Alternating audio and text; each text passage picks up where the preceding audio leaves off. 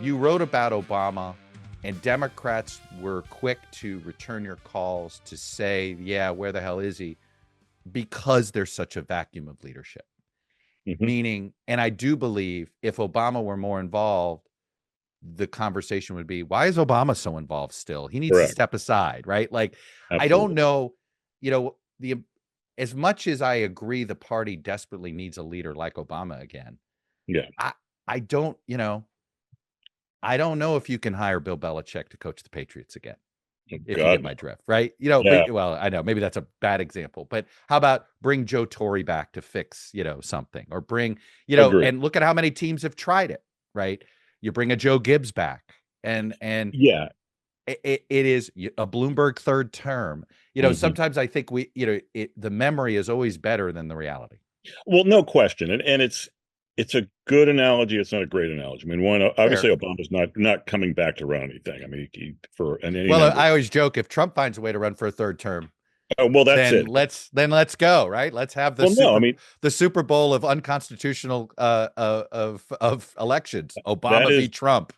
Right. I mean, the end of the story is basically John Favreau. Don King. How much money would Don King get for that pay-per-view? Oh, the political pay. Well, we're basically in a Don King political pay-per-view era anyway, right? So it would be perfect.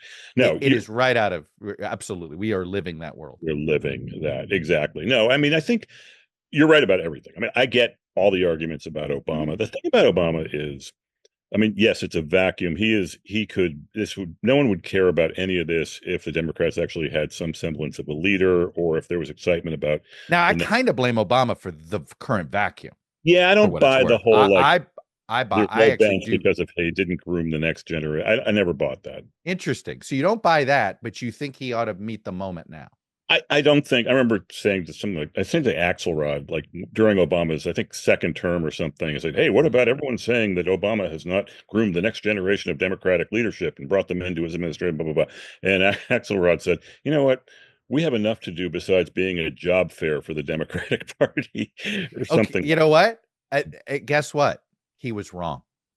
I take everybody's point, but in hindsight, it was wrong. Hillary Clinton and Joe Biden should have been escorted out of the leadership ranks, and the only person that could have done that was Barack Obama. And instead of escorting them out, he actually stepped aside and allowed them access. Well, he obviously had more respect for Hillary. He actually thought that she was more capable. She was younger. She had a better political brand.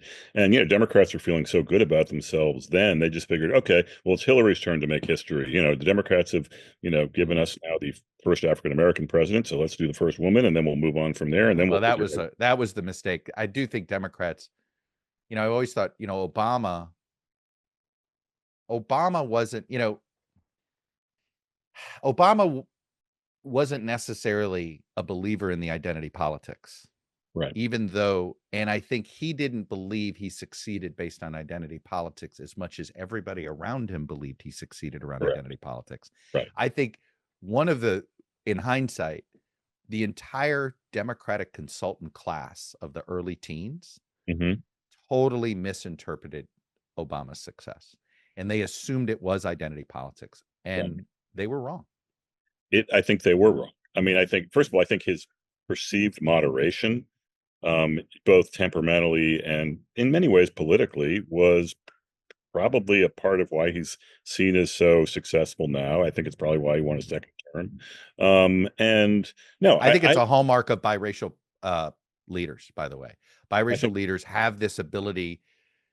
He was raised by a white grandmother who told him everybody was going to look at you askance. So he came into every room very carefully, very temperamentally, very methodically. I had a boss who was biracial, who was very not loud. I don't know how else to put it. Was like always assuming that people were judging him, whether that was fair or not, but clearly was brought up in a way to be, hey, be careful, because obviously when these folks were brought up, it was illegal to have a biracial marriage. So there was sensitivities, unfair sensitivities that I think the biracial leaders of in their 50s and 60s were raised with.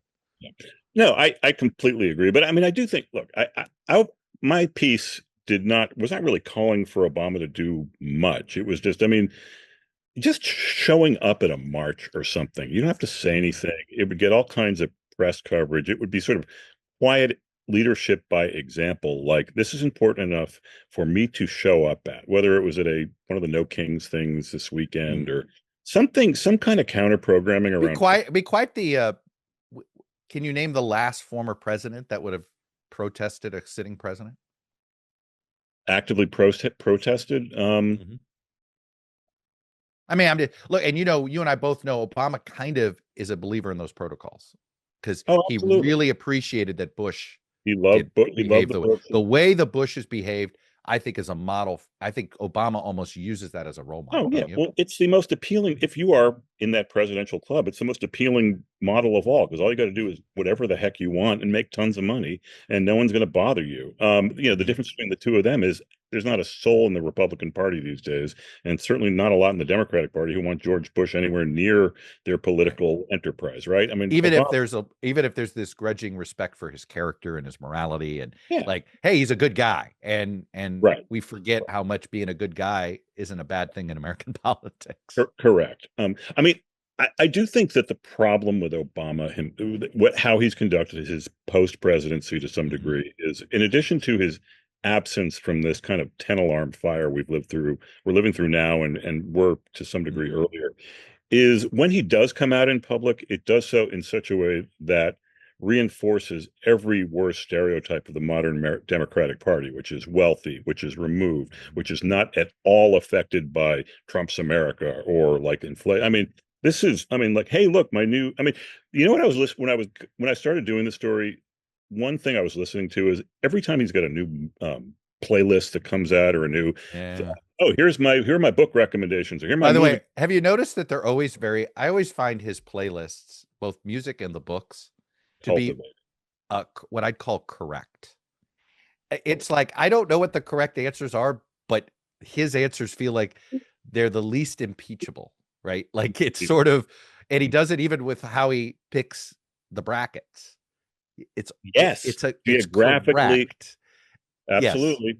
Yes. And it's almost also, too it perfect. Has a little Clinton polling on where to have vacation kind of quality to it. Whatever it is, I just have a lot I take your point.